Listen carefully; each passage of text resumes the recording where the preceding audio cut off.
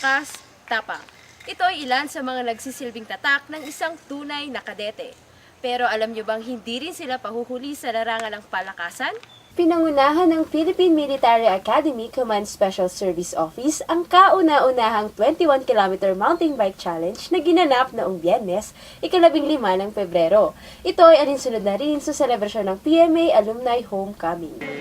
Successful isa sa mga na walang injured, masaya lahat, hindi nabitin. Humigit kumulang 40 ang nakaisa dito, kabilang na ang mga alumni at maging ilang mga mountain bikers. Naging mahigpit din ang labanan sa kategoryang 46 years old and above.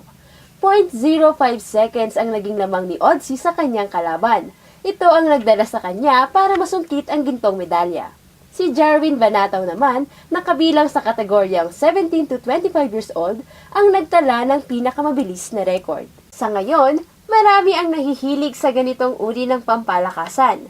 Hindi man ito katulad ng mga nakasanayang sports gaya ng basketball, baseball at tennis, ang ganitong uri ng sports ay nakakatulong rin sa pagpapabuti ng kalusugan.